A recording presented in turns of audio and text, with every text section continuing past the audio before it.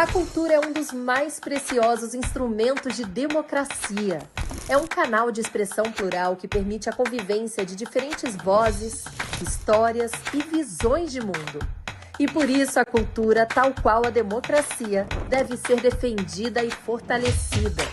Essa é a função da Lei Rouanet, a principal política pública de incentivo à cultura brasileira.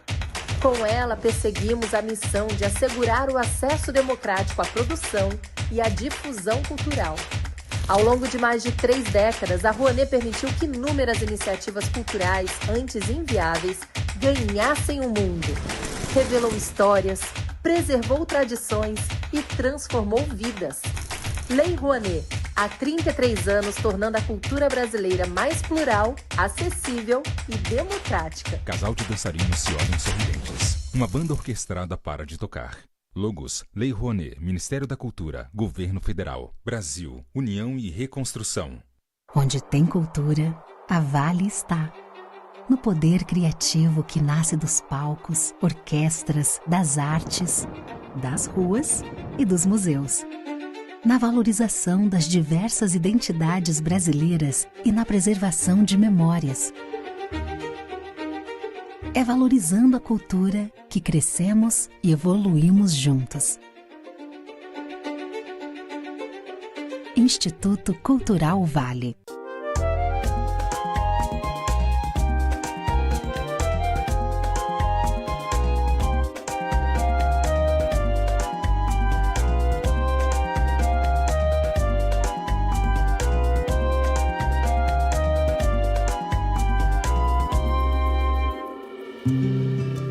Eu acho que o meu trabalho ele diz muito dessa simplicidade, né? Que é estar no meio desse contexto todo que eu vivo. E é uma forma de poder me expressar através da palavra e dos sentimentos.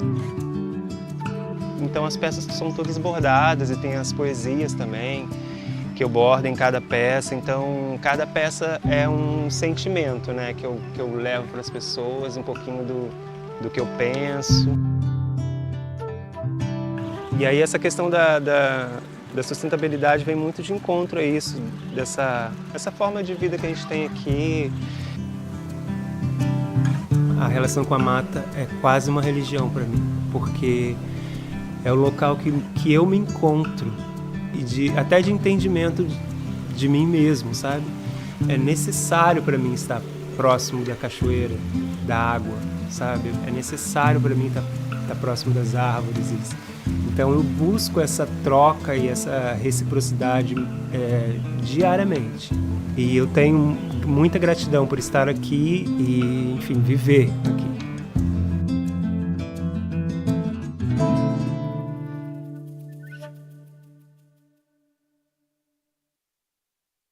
Ministério da Cultura e a Associação Casa Azul apresentam 23ª FLIP, Festa Literária Internacional de Paraty.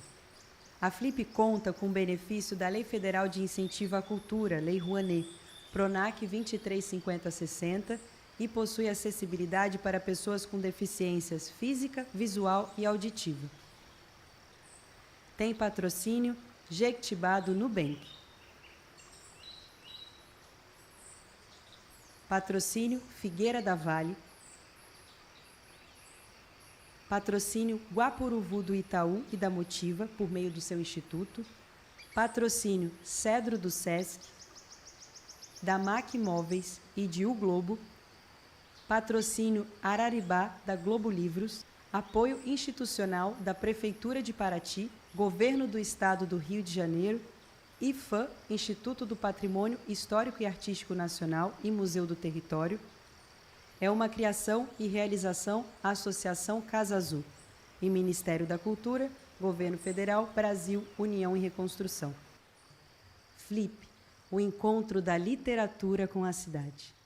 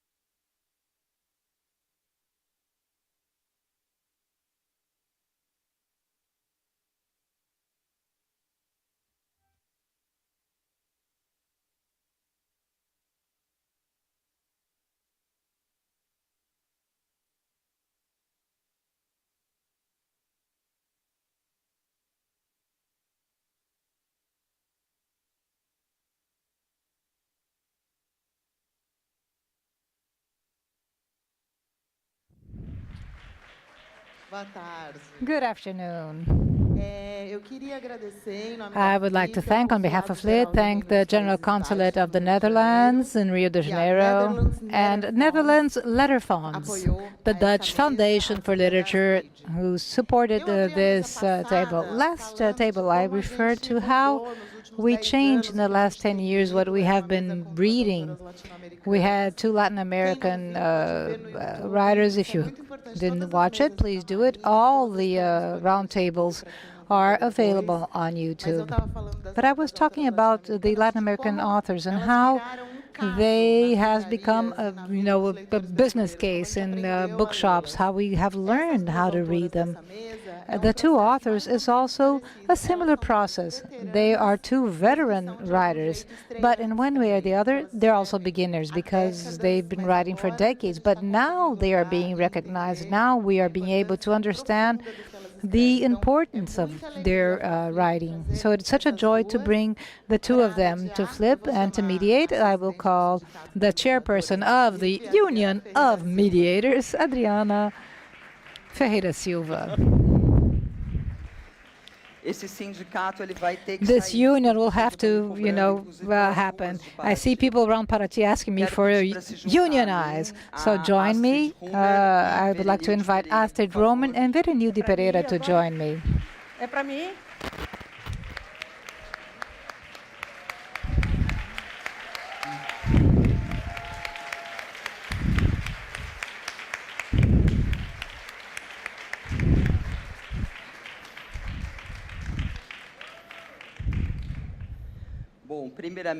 Well, first of all, I would like to deeply thank Ana Lima Cecílio, who invited me to mediate this table, this program.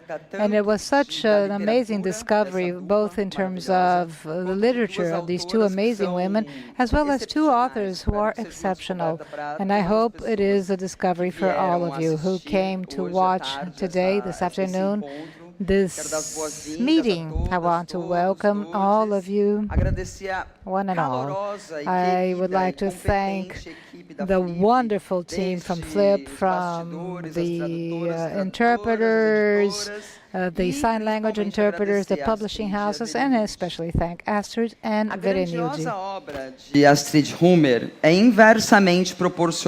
Astrid Roemer has a work that is inversely proportional to the country she was born in 1947, in the middle of the Amazon forest. The smallest nation of South America, Suriname, is the scenery of the novel of a craziness, the madness of a woman. And this book comes to Brazil with a translation by Maria Ângela Guimarães, with more than 20 different publications between novels, plays, librettos. Astrid is the only writer from Suriname who was awarded the 2 most important awards from the Dutch literature. She migrated to the Netherlands when she was 19. She lived in Europe for many years, not only in the Netherlands, but in different countries. And today, she is eradicated in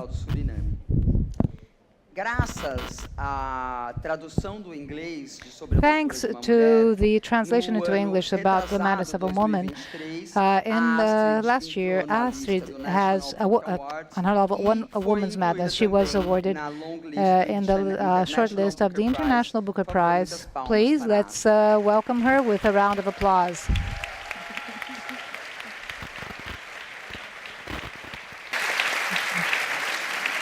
Bem vizinha ali ao Suriname. Well, neighboring Suriname, on the other side of the frontier in Manaus, in a similar scenery described by Astrid in her book, in 1956, another woman was born, Verenilde Santos Pereira, from a black mother and a indigenous father.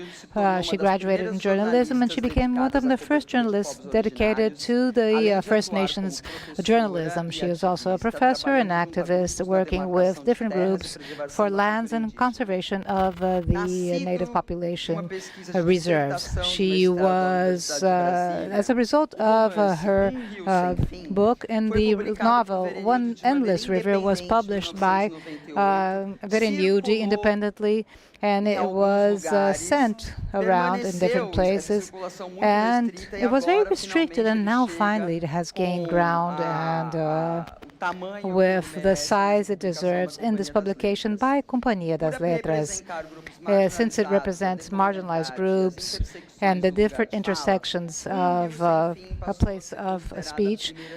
This was considered the first Afro-Native novel in the country. So now a big round of applause for Verenilde. It is A River Without End, in a free translation of the book Rio Sem Fim. So, here we go. My first question is for both of you. Regarding the madness of a woman, On a Woman's Madness was written in the 70s, and An Endless River in the 70s. So if you could maybe talk to us a little bit about the historical period and the cultural context in which these characters dwelled in these two rivers at that time. Would you like to start, Astrid? Please repeat your question. Soft. Sobre a loucura de uma mulher foi escrito nos anos... On a Woman's Madness, it was written in the 70s, and An Endless River, A River Without End, in the 90s. If you could maybe talk about the historical period and the cultural context in which the characters lived in the books at that time. Okay.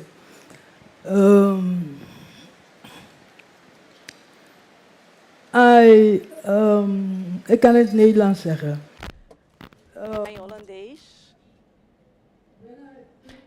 I will speak in Dutch. So when I started writing this book, I had approximately I was 22. And my mother especially, I was sort of pushed to the Netherlands because I enjoyed, let's say I loved a certain man. And so I felt very lonely after I left Suriname to the Netherlands. And even if I did have my family there, there was one question I always asked myself. Is it possible for a woman such as myself, a girl like myself, with the way I looked, with my physical aspect, to find a husband in the 70s? Would it be possible? Is it possible for me to be happy there with a partner? So I started asking myself, how can this society of Paramaribo in the 70s, how it was in Paramaribo in the 70s, and how such a young woman, a teacher in school, how could she move around in the society to feel free, but at the same time happy?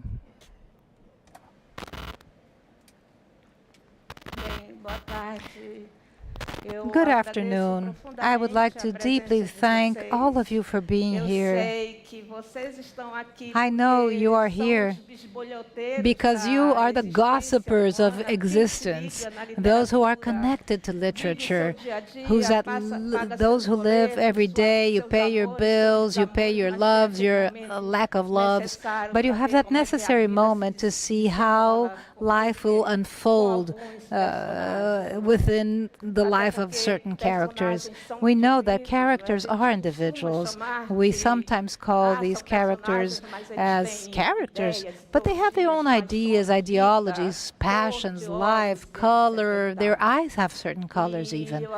And I would like to thank Flip. I would like to thank our dear mediator. I would like to thank my editor, Fernando Valdraia, without whom this book would not be published or republished. I would like to thank Rodrigo Simon, who found out by chance my book and invested in this new publication. I would like to thank literature itself, not this literature that supports the world. What is the other discourse that is able to support the world, such as literature does? This is a victory also over certain miseries. This is my connection with literature. I would like to thank for the glorious fact that makes me in awe of being here, of bringing certain characters such as Maria Assunção, Rosa Maria, to talk with Nuenca, with Gabietti, who are the character of this amazing writer. And it's such an honor to be here with her side by side. An Endless River was written last century. In the last century, maybe I will repeat myself here. I talked a little bit about this, but maybe you heard a little bit about, but life is a repetition, an unavoidable repetition. And it is just one of the affluents of this river that I wish to bring, and I don't want to impoverish the reader's understanding. It is a missionary who will arrive in one of these little areas of the Amazon, and the river will, the book will try to show this corner of the Amazon. It is an open window that will not allow you to be innocent anymore, because I want my readers to lose their innocence in this glance into the Amazon. It's a missionary, but it could be someone else. This person comes from Europe with an absolutely round world where all the answers are asked, questions are asked and answers are given. The only rationality that is possible to explain the universe, this person in that certain little corner of the Amazon, he sees a world that can still be traveled in, a world, as I said, that could be traveled in. And this is the complexity of Western Christianism, of Eurocentrism, of colonialism. And he feels pity for those people who have another language, another symbology, another way of living. And he throws himself with all his erotic youth, faith, this complex structure, to civilize, to, so to speak, humanize, to become them complete beings, to make them become complete beings. And he then, therefore, starts dominating, times and space and relations in a domineering way. At the end of the day, he becomes a horrible person because he will face other faces of innocence, of civilizing, of humanizing, of make them men and women that will be complete. And he opens a path for destruction. And then at the end of the life, when he's old, he is already the object that is now useless, because other people arrived of regions, of religions, and he's looking this river that will dry, then will fill. You see how it is. The river that dries but does not become civilized. He's unable to destroy the river. The river is a never-ending river, like mankind's history is. And he stops at that moment. When literature, when you have no time, he's looking at that river. He's old, he's frail. He feels that strength that he had in the beginning, the domineering aspect of his life is gone. And he sees him in Europe, where he was a young boy who used to run among the trees, and without this enslavement, having to dominate, he is now a slave. He has an epidemic ahead of him that he's unable to control, and if you read my book, you will see literature and where it should be, showing what is to happen, like the recent pandemic.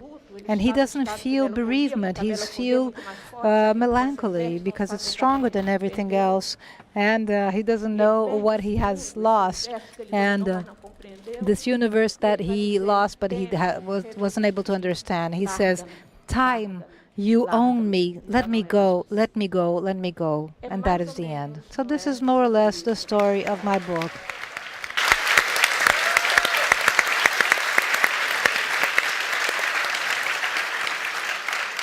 Astrid, você falou sobre, Astrid, in your book, you said that one of the reasons for which you decided to write this book was to know if a woman could feel happy. What were your expectations and the possibilities available for the women at that moment? And what changed since then? Ja, dank je wel. Yes, thank you very much.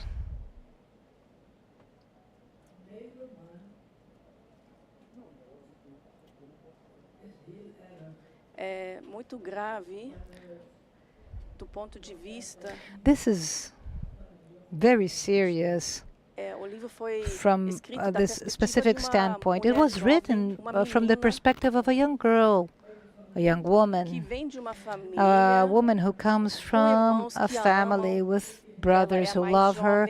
She is the youngest, and she is the last drop from the bucket, and her mother was unable to have any children afterwards, and her mother loves her deeply.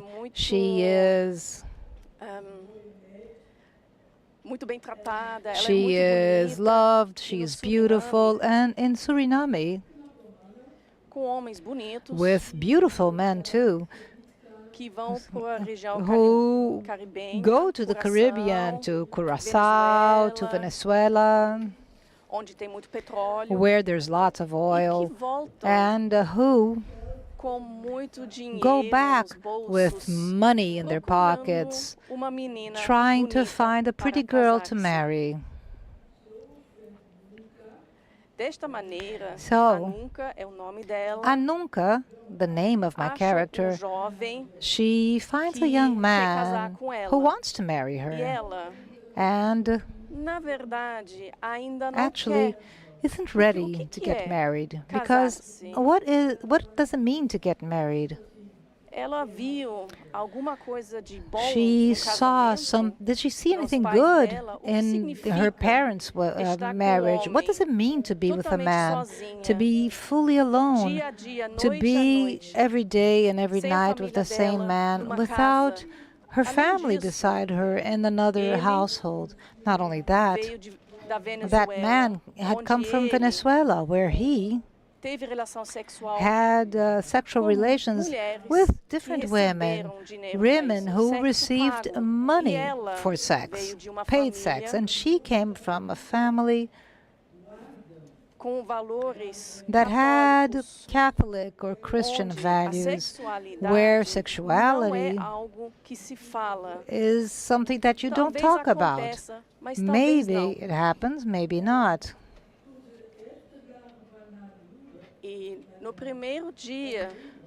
On the first day of their marriage, when she was alone with her husband for the first time, she said, I don't want to marry you. And she said, well, let's try, let's do our best.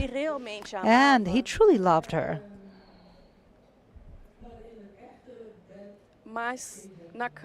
However, in their wedding bed, things went wrong. She didn't understand what he needed, and you can even say that sexually speaking, he was the expert, so to speak. And he couldn't understand the fact that she was so shy, so reserved. And after a few days, she ran away and she went back to her parents' house. This is the plot of the book. There was this big party for their weddings, and the children in the school where she worked were happy for her that their teacher was getting married, and she would be married with a white dress, with flowers, and she no longer wanted to be married. So I'm going to use this word. The patriarchy, the management said, you have to go back to your husband, and you will learn to be a good wife to that husband. But she didn't want that. She said he had to learn to be a good husband to her. But this question, no one asked her. And so this brought many issues because she didn't want to be there. And the last words about this, many things happen in the book. However, my novel, On a Madness of a Woman, deals with a woman who is stuck. She's imprisoned. She has. So she took a sleeping pill. No, she gave a sleeping pill to her husband, to the Nunca husbands, but to leave her alone. Nunca, but he had drunk a lot. And this pill was a little bit too much, and unfortunately, he died. And so the book starts with in Suriname, there was still the death penalty. And this Chinese guy had killed 2 Dutchmen, 2 Dutch colonizers. In Suriname, there were many Chinese, and these 2 Dutchmen would be very mean to the Chinese. So this Chinese killed the Dutchman, and he was hung. And so every time they would hang a Chinese, the rope would break. And they thought it strange that maybe it would be magic, something from God. And so they let him go. But Nunca, the character, the woman who wanted to save Nunca, Gabriele was the woman who wanted to save Nunca. She was indigenous. She was half indigenous and wanted to save Nunca from this marriage. She was arrested, and every time she asked for her to be freed, they said no. They would say no. And this is a story of Nunca throughout the book. And we can see that actually the end is a happy ending because she is waiting for Gabriele in order to later to be able to feel free together.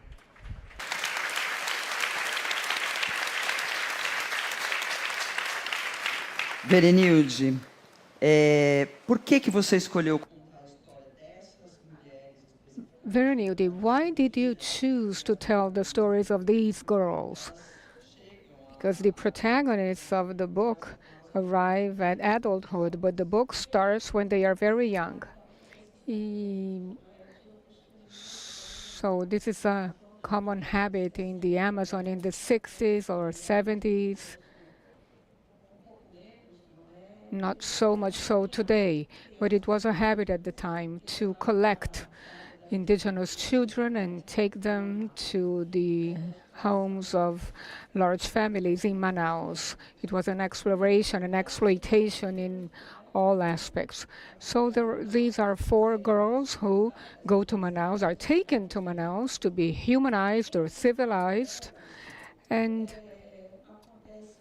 among 2 of them, a strong complicity occurs. One of them is Rosa Maria, an indigenous girl who is apparently more fragile, a cabocla who is a mixed race between black and indigenous people.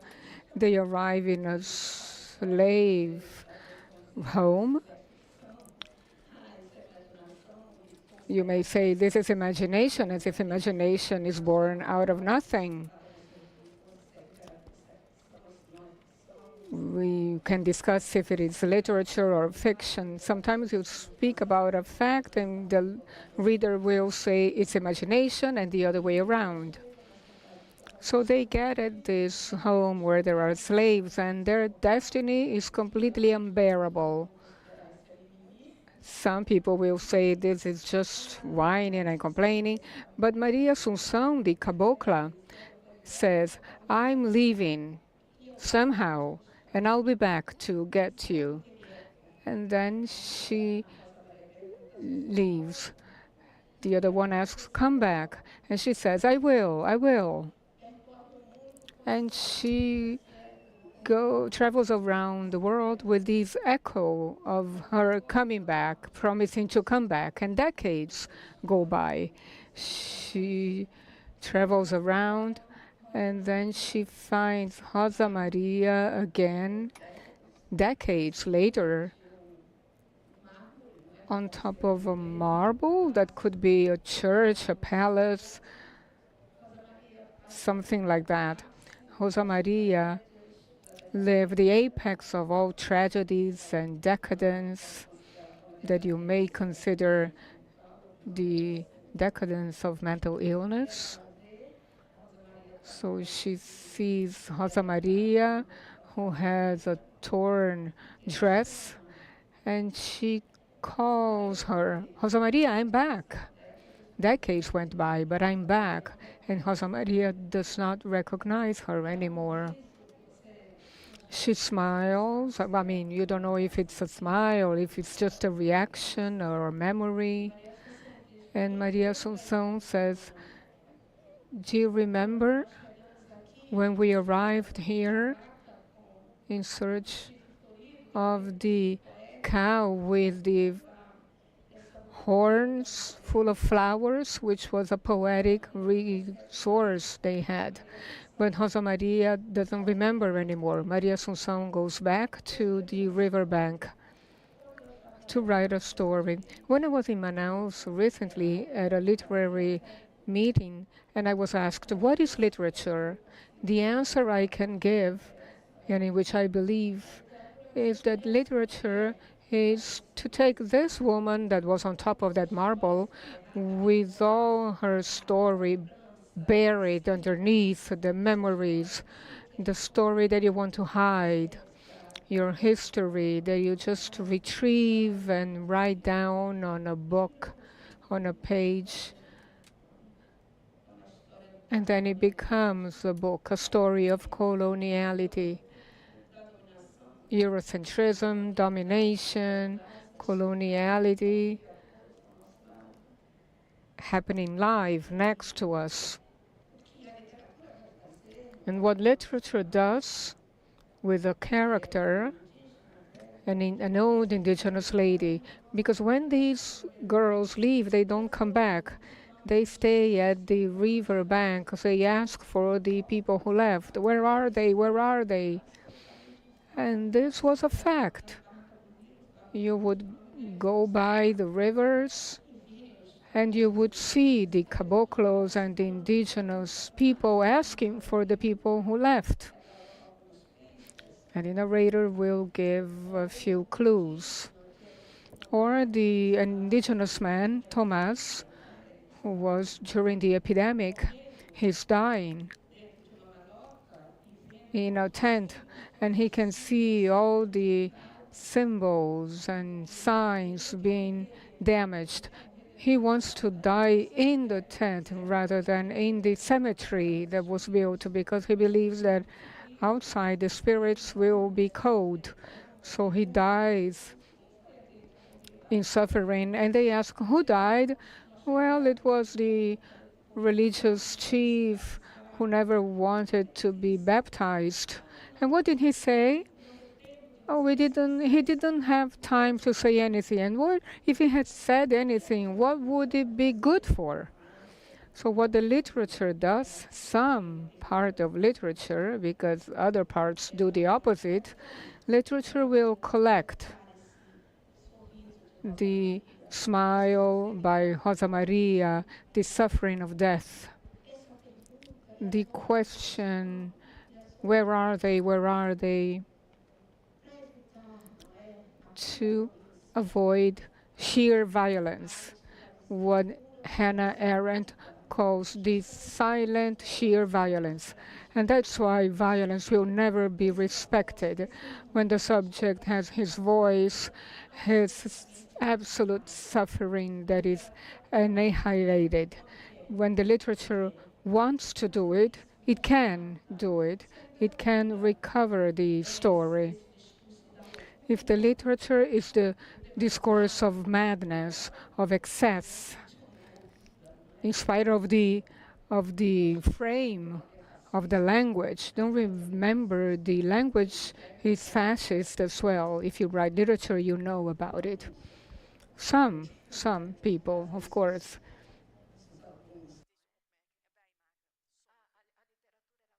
So literature avoids this death, the sheer violence, the annihilation.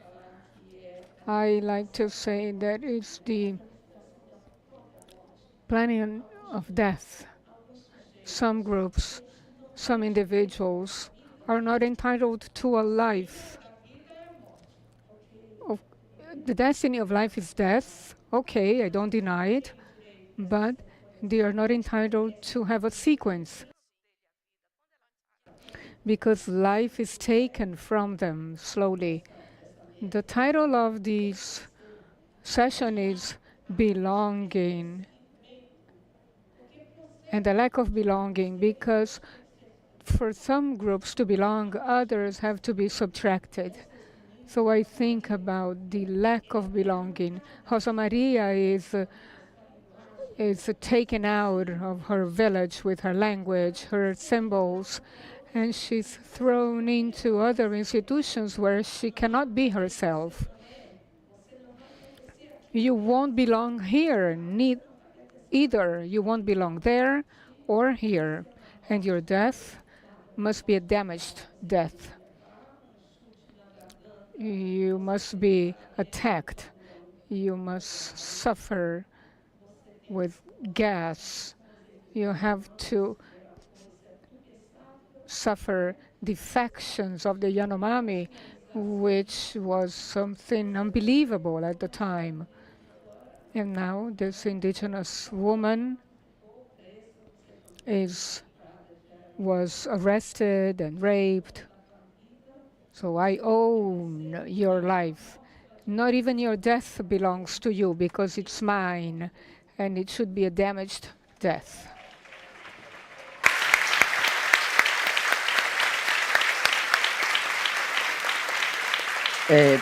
Mag ik iets zeggen? Mag ik iets zeggen? Ja? Ja, mag ik iets? May I say something?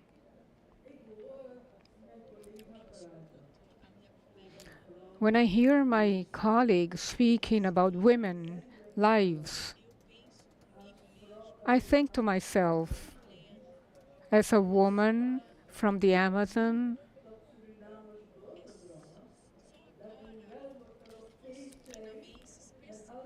the Surinamese people have just now perceived, because they've always been to Europe to study, but in fact, they belong to the Amazon region. And my novel was published 40 years ago, and this lady is writing today.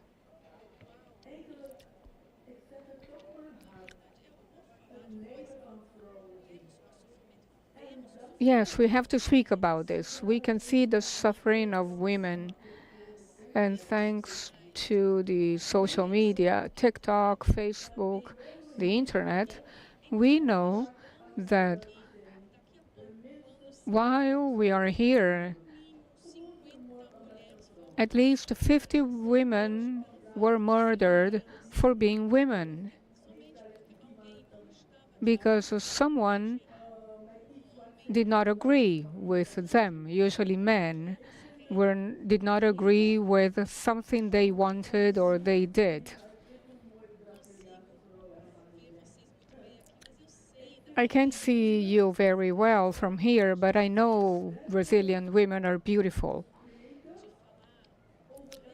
And it's difficult to speak about violence. The violence we suffer for being women, for having a female body, the violence we suffer every day, on a daily basis. It's a form of violence that in Europe, I don't know what it's like in Brazil, but in Europe we call patriarchal violence. The way how society was made and the spaces that women, girls, mothers occupy is a place we did not choose. For centuries, men did nothing but murder each other. And while they did that, they also destroyed the places where women and children with their animals and plants try to live a happy life. And during that time, now I am 78 years old, time flies, but during that time, while we thought that life was a little easier for us, women and our children, our girls, we can see that the violence against women, the destruction of women, takes place at all levels to this day. To this day, there are wars, and women and children have to run away. They are burned. Entire peoples, entire villages are burned down, and there is no room for women to live at peace. At peace, that's all. I'm very grateful and happy to see that from the Amazon region, a writer has produced a novel narrating her family situation, clarifying the situation. That's what I wanted to say.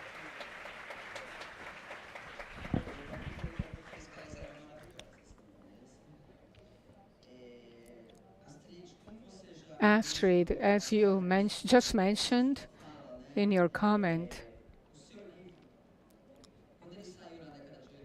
when your book came out in the 1980s,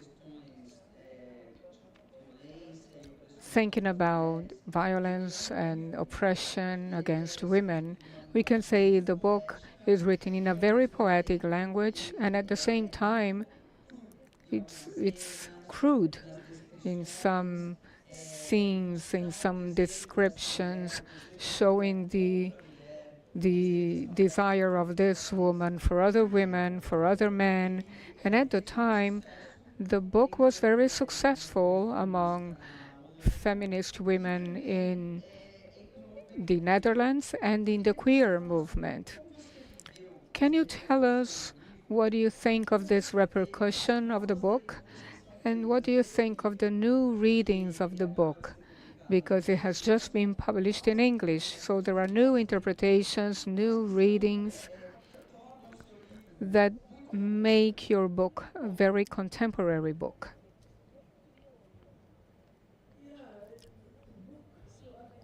Yes. As I said, the book was published in a time when the feminist movement in Amsterdam was very strong. I like Dutch women very much because they are very free. It's very difficult to oppress a Dutch woman. I am from Suriname. Our colonizers were the Dutch, but I've always noticed that Dutch women do not do what their husbands want. And this touched me because I had never seen that before. So feminism in Amsterdam started not only as something that I do what I want at home. I will decide which furniture to buy, which food to buy. I cook and I decide what I do with my husband's money, etc. It was more than that. Dutch women in the 70s said, we are not going to stay home and keep peace and keep the house clean and beautiful, waiting for our husband to be home and find the food at the table, and then he will watch TV, see the soccer game, and go to sleep. No, we want a good job, we want to work, we want to change things. What do you mean, go to work? Okay, so we're going to set up spaces for the children, to receive the children, kindergarten. That was the strength of the movement. And this strength went into people's minds. This means people didn't accept anymore, not even in politics, that men would decide things. And my book was published, and the Dutch feminists, especially in universities, went mad with my book. They really liked it. They loved it. And a while before, Anne Mulleber's book was published, and also Fear of Lying in the United States. These books spoke about women who really liked their husbands, but they tried to set free from the husband. In this situation, I found myself, like thousands of other women in Europe, wondering how am I going to deal with this feeling? How do you set free from your oppressor without killing him? A sister of mine asked me, what are you doing? You're married to a rich man. She said, Astrid, I'll tell you, she said, sometimes I wanted to throw him out the window. I wanted him to die. And I said, what? What did you say? That's true. Sometimes I looked at him and I thought to myself, I want to see you dead. So these feelings, contradictory feelings, I don't have space on the one hand, and on the other, he's the father of my children. The same thing happens to thousands of women in Amsterdam and elsewhere.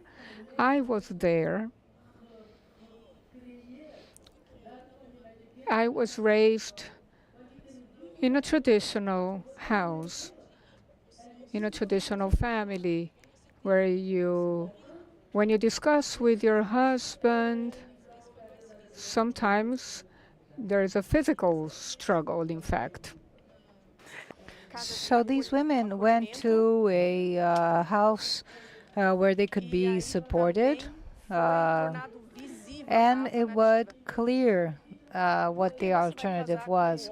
Why will you marry a man if you're unable to deal with that man? So that was the alternative.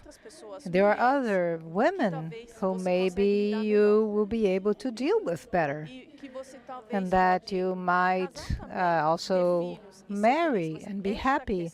But this issue was something you couldn't say publicly. This issue was only talked about in shelters for women. My book was not built on this. My book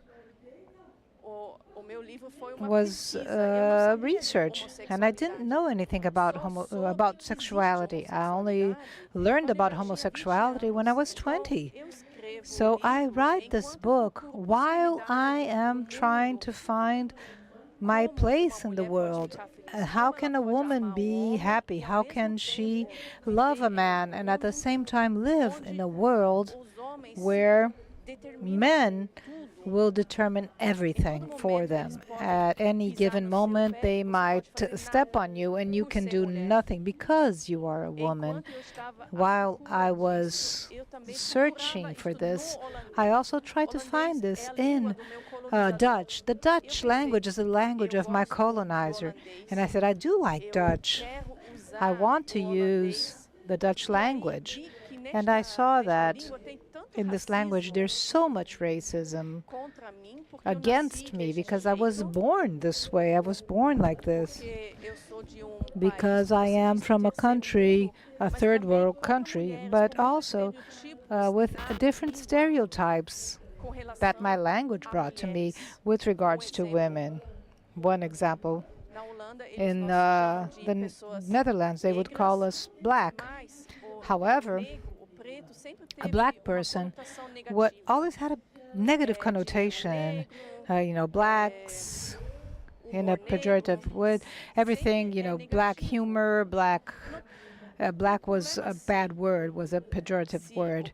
So, but I know it's because if you call me as such, you also bring all this negativity to me and you relate this negativity to me. So I try to find other languages such as Dutch, such as Spanish and Portuguese and languages that also have a negative connotation. It's okay, but you can't call people this way because this is very dangerous. So once again, in this period, you have feminists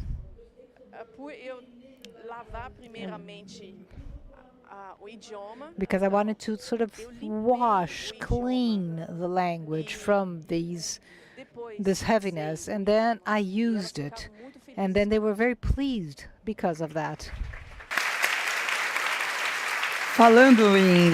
So talking about cleaning, washing your language, there's a very interesting scene in your book, Verenilde. It's exactly the scene in which you have the fire and there's that burning. If you could maybe talk about your choice for writing this episode, and maybe if you could talk to us a little bit about this way of thinking, that what Astrid was saying about cleaning the language. How are we able to do that, considering that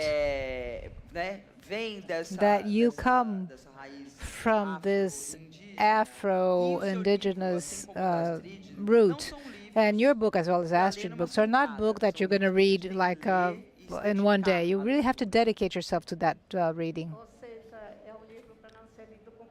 So you can't be lazy, exactly. You can't be lazy to read it. Look at how many notes I needed to take.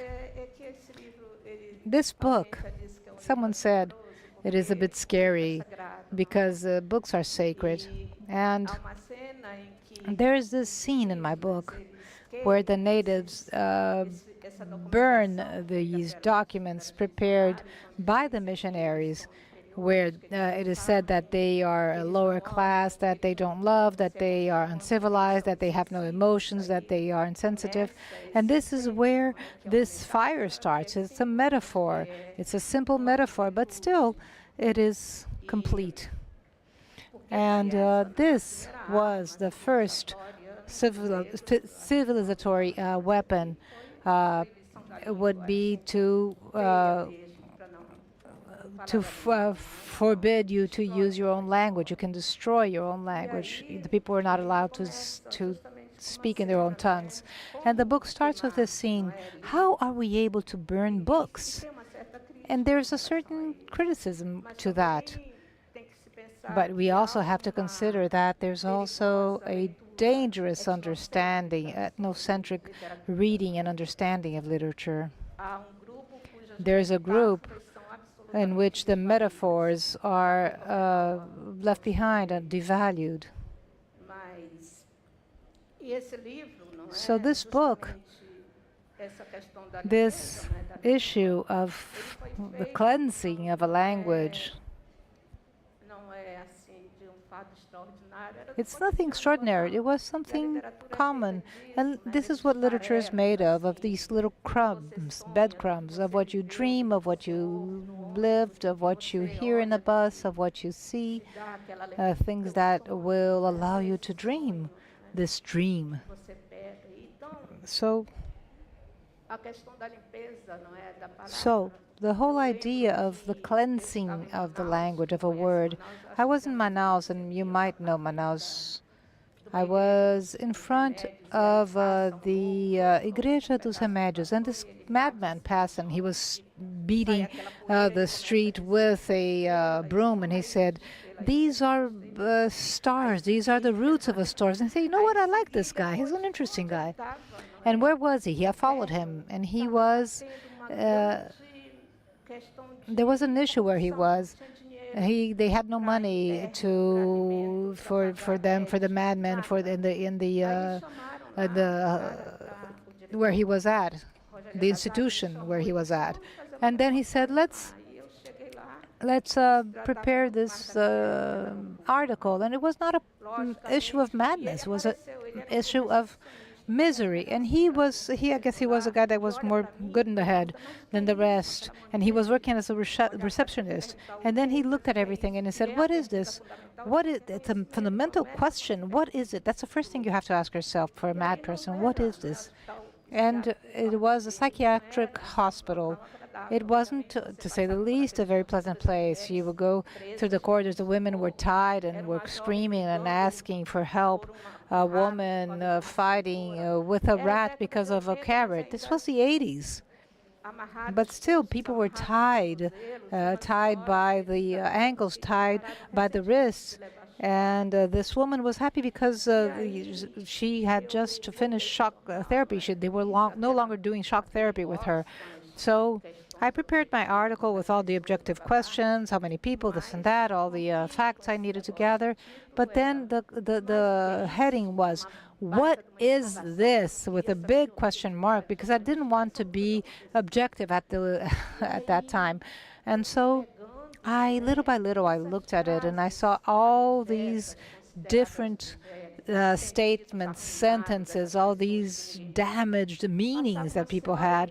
And this lady would come by and said, "Oh, I am a rich woman and I'm going in my, travel in my ship." And they said, "Oh, I'm going to the disco and I dance with this guy, but I'm actually love this one." So all these fantasies. And then this young girl, certainly someone was definitely an indigenous person.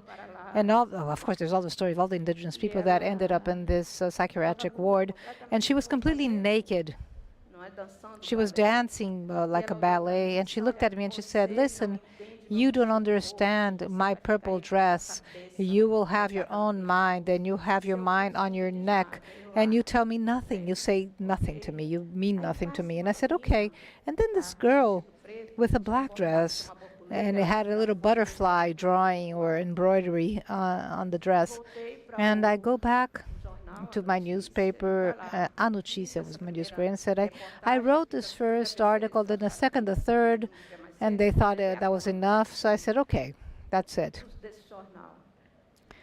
And then when I start writing A River Without End, Rosa Maria goes through all these different psychiatric wards, these institutions. She starts in the missions, she gets married, and she has the purple dress that will become a ragged dress in time. It's just a metaphor.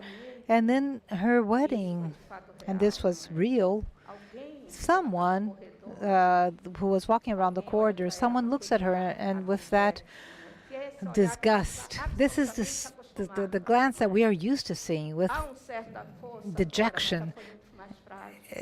We are stronger now, but we were frailer at the time. And literature, when you're able to, will do away with this. Who is this person who's behind all this disgust? And she stops and says, "Listen, you don't understand. You tell me nothing. Your wrist means nothing. Your heartbeat means nothing. And then there's the scene where Rosa Maria, this native woman, she's drawing in the drawing class that the nuns would give her. And she's drawing this beautiful bird. And then this hand of the colonial period saying that this is not the model, this is not the color. And the bird she was drawing will fall in the palm of Maria Assunção's hand. And he comes like very skinny, almost dead, very dry. 2 or 3 lines I refer to this. It's a metaphor, it's a symbol. It was an aesthetic experience. It was, I guess, the most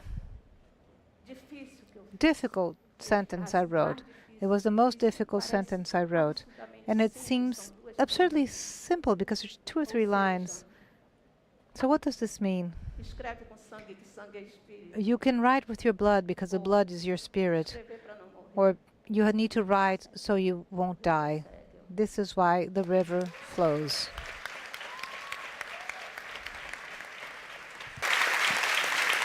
Tem uma pergunta.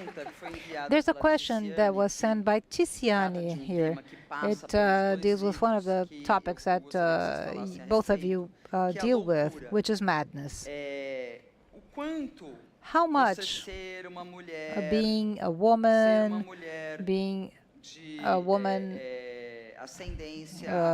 that has an African origin or Afro-Indigenous origin, a woman who lives under all this oppression. How can you not become mad? Are these women of these books of yours, are they actually crazy? Are they nuts? So I wasn't sure if they are really crazy or if it isn't everything that happens around them that makes them, be perceived as mad. Astrid, if you could start. So who's truly crazy? Men are still men who have everything. Beautiful men who have everything. They marry a woman, and during their marriage, on the night of their wedding or the other day, they kill the woman. Men who have a good family, who have a beautiful woman and have maybe an issue at work, they have a beautiful home, they have 3 cars in the garage, beautiful kids, and then they get home and they kill everyone. Men who have, let's say, a good wedding, so to speak, and then they pay for a woman for sex, and they throw that woman in the middle of the sea. Who is crazy? Are the women crazy, or are the men crazy?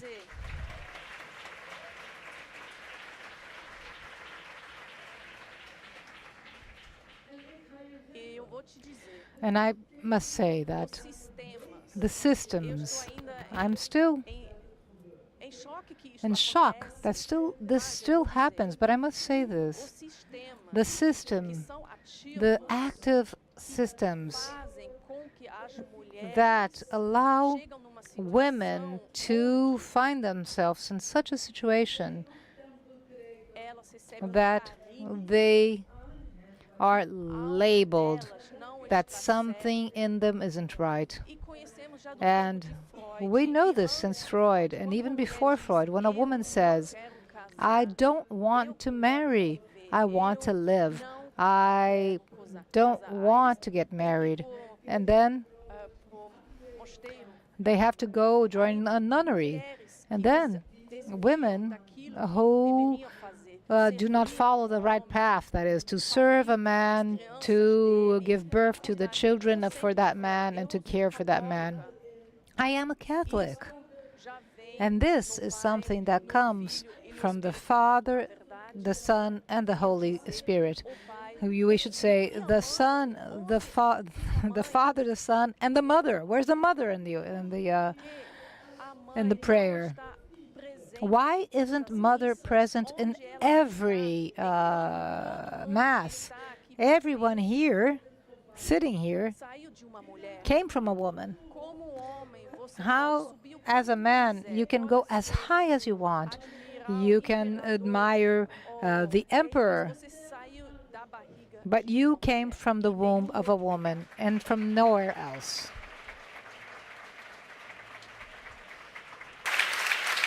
Laten we dat goed onthouden. Daarom hou ik van moeders.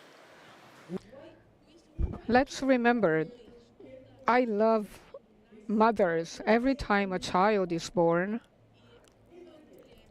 and a woman sacrificed her life, every time, every single time, it takes 3 years for her body to go back to normal. It takes 3 years every time. When you look at a woman, even being a woman, you remember. You can remember. Women give their lives. Men can build taller buildings, but the buildings would be empty if women decided not to bear children and take care of children. On a woman's madness. What is madness about? In my book, madness is because the world is as it is. Yesterday, I was telling a journalist with a 4-year-old nephew who one day cut her long hair in her bedroom.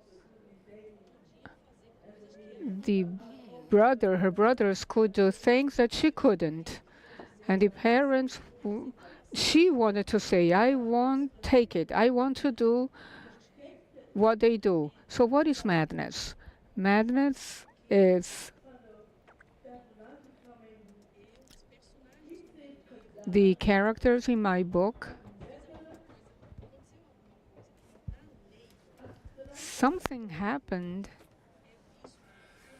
that the legislation considers an act that has to be punished.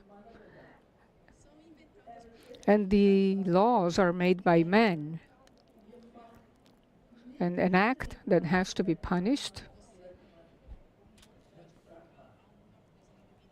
is putting something in someone's drink without the other person knowing. This is a crime, and it is also punished morally. Not even to your children. You should always show to your children what you're doing. You shouldn't do that in hiding, but she did that. And that's why she went into the patriarchal system that will imprison her. And at the time, women go beyond the limits of what is punishable, and that's why they are punished. They spend a long time in prisons. So I've never had any contact with the police, but sometimes I get so mad that I could kill them. But when a police officer tells me, come over here, I said, why? I haven't done anything. And yet I do what he says. And when the officer asks me to show my documents, okay, I will do it, because I don't want any conflicts with power, because power can imprison me. And madness is in my book is that sometimes something happens to women in this world that was structured for men that makes you so mad, so angry, that your blood flows to your brain and you do something that you will regret the rest of your life. Because you do something where you give up your power and freedom. So no matter what, you should be very careful.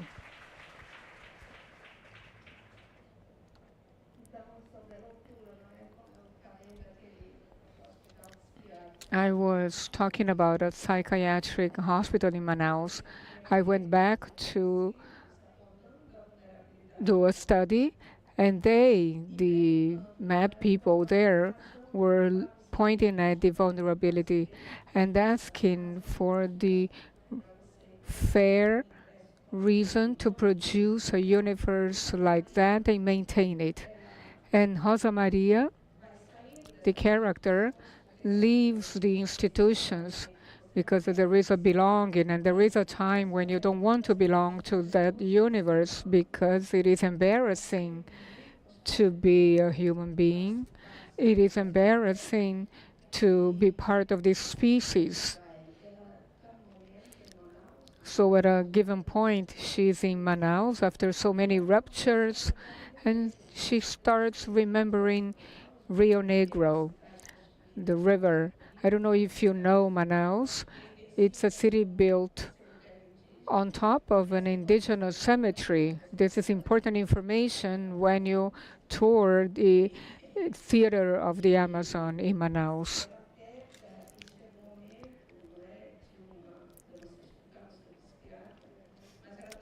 So she's walking on the hot asphalt at midday. It's very hot in Manaus, but she thinks she's walking and swimming like an eel in the water. And she starts hearing people saying, she's crazy, she doesn't belong to this universe.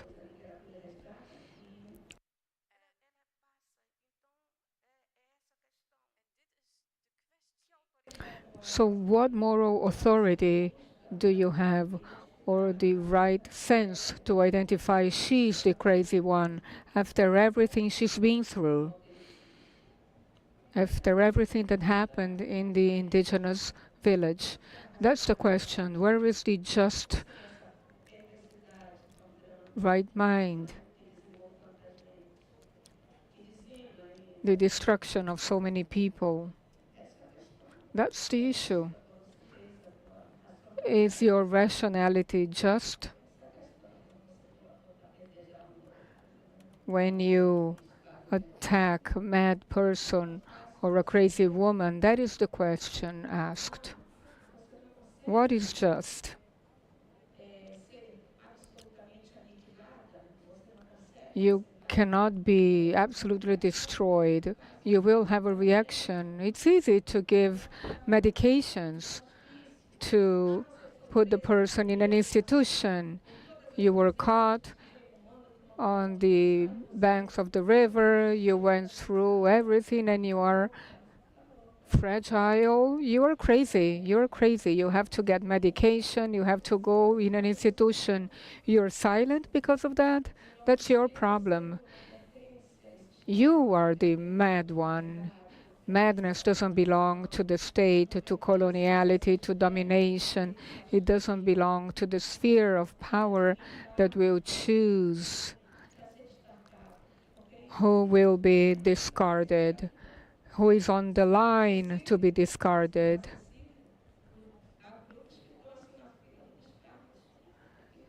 Many groups are on the line to be discarded, and it can be a hospice, a mental institution. That's the logic. This is the logic that literature tries to deal with.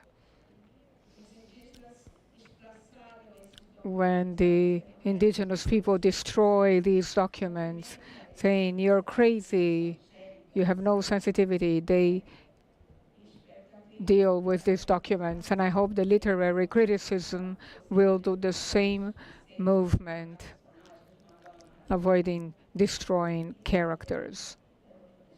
This is another issue.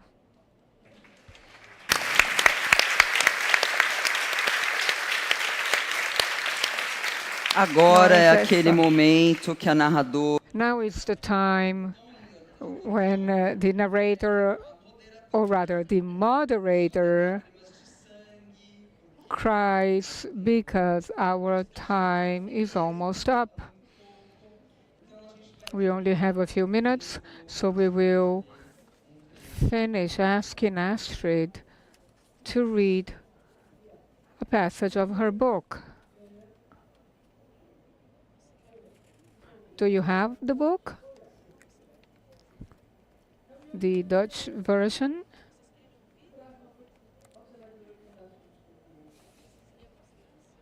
Would you like me to read a passage of my book?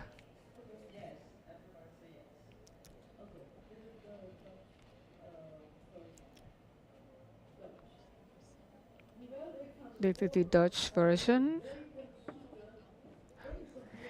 Although the only taste of war I had was the overly sweet canned chocolate milk,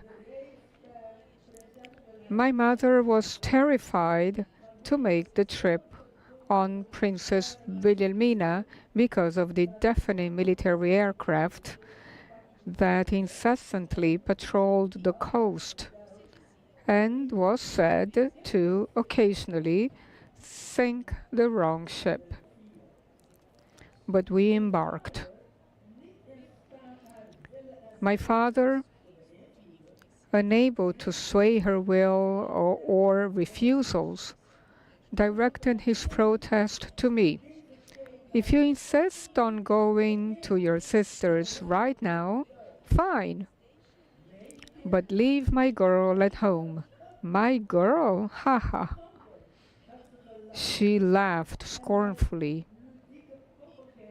and with amused stubbornness, packed our things into 2 separate suitcases. Raising his eyebrows, he went to get his military leather bag, saying it would be easier for us to travel with just 1 piece of luggage. Feigning sympathy, she pushed it back into his arms. She thought it better for each of them to have their own suitcase.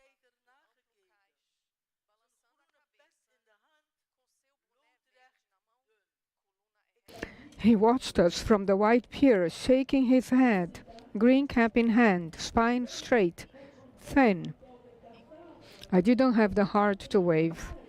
The next day, as I ate cold cassava and crispy herring for breakfast at one of the crowded tables on board, she made a few things very clear to me.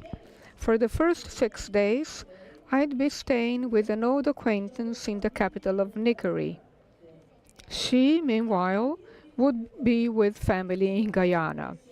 Who is this old acquaintance, and why are you continuing the journey alone? I protested. She looked at me the way she looked at her husband.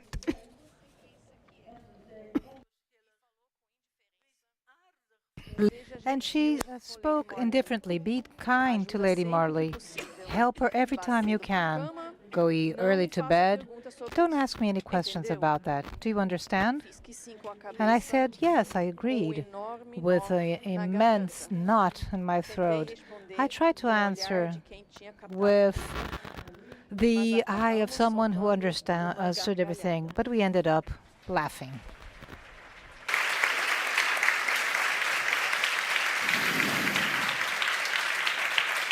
Quero agradecer a Ana Lima Cecílio. I would like to thank Ana Lima Cecílio for the gift of having these 2 amazing women together. I would like to thank Astrid and Verenilde for this conversation, and all of those present here. Thank you. A round of applause for these 2 authors. Thank you very much.